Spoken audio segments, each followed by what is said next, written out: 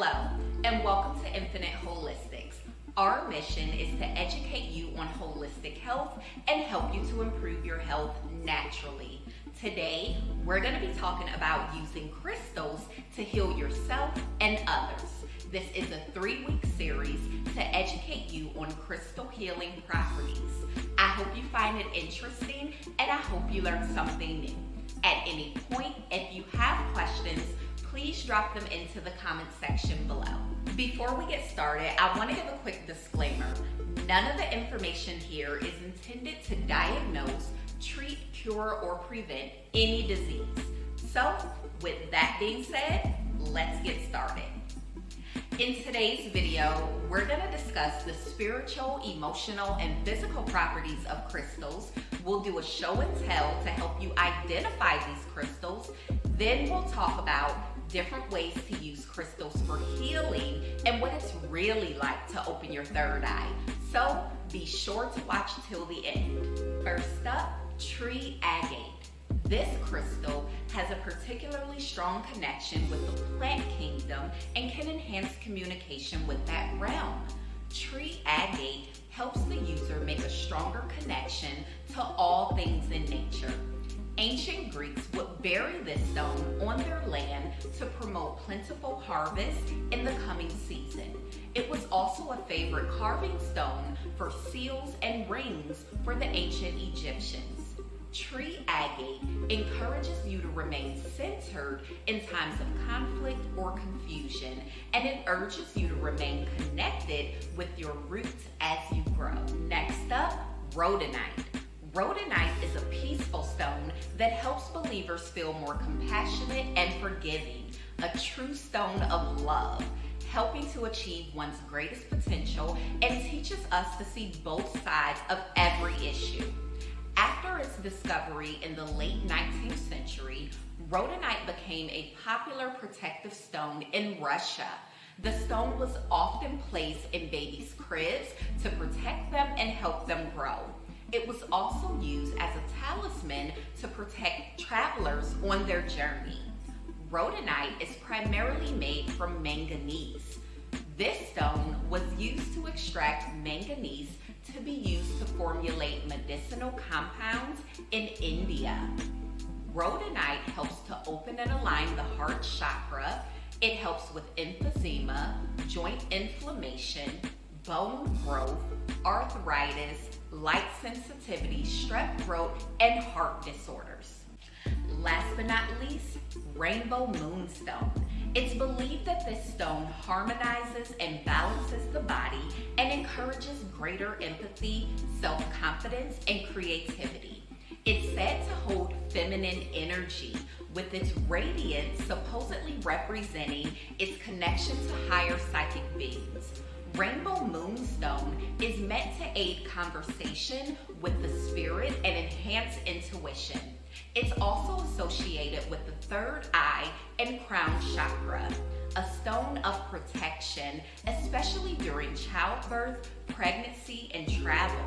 It aids the pituitary gland, digestive system, obesity, water retention, hormonal and menstrual problems, and can be pretty beneficial to men in opening the emotional self.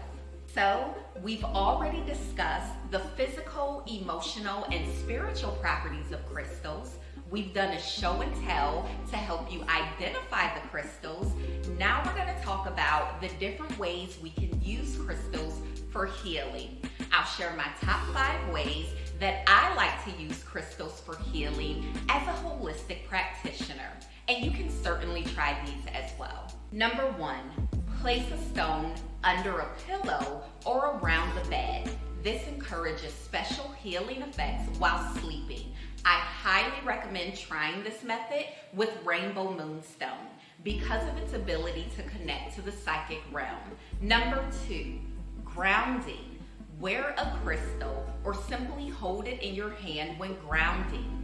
Tree agate is definitely recommended for this purpose. Number 3, energetic treatment, which is guiding the flow of bodily fluids by moving a crystal across the body, like in the case of using amethyst to lower blood pressure.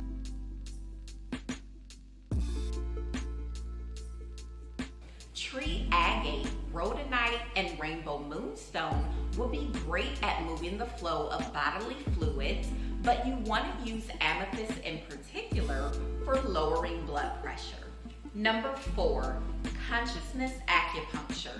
This is the exact same as acupuncture, but you're using crystals instead of needles over the meridians to facilitate healing and pain relief. So it will look something like this, using the point of a crystal directly on a meridian. You can also rotate the crystal clockwise as you breathe in and counterclockwise as you breathe out. Number 5, opening your third eye. For starters, you have millions of crystals in the brain, pineal gland, and inner ear. Placing a crystal on or near the third eye chakra creates a piezoelectric effect, which is like a jolt of electricity that will help to activate or open the third eye chakra. This is best done when meditating, and rainbow moonstone as well as clear quartz crystal would be great for that. Now, let's talk about what it's really like to open your third eye. When meditating, you want to hold the crystal at a 45-degree angle pointing at your third eye chakra, or place the crystal directly on the third eye. Now, I must give a warning when opening the third eye. This is very serious and nothing to play around with. If you don't know what you're doing, do not attempt this. I will also tell you that opening the third eye happens in stages. For example, with repeated practice, the first signs you may notice is increased spiritual awareness and intuition. You may also experience headaches and mucus from when the pineal gland opens and rids the body of fluoride and calcium deposits that was keeping it blocked. Next, you may experience sleep paralysis, very frightening, do not recommend, and then lucid dreaming and astral projection. Once at the stage of astral projection, you gain other abilities or superpowers like levitation, moving things with your mind, communicating with plants and animals, and possibly spirits and ghosts. For most of us, this happens in stages.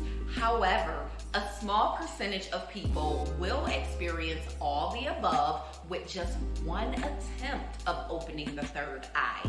And some have reported to have their third eye open without even trying. But for the sake of time, we'll follow up with this topic next week. Thanks for watching.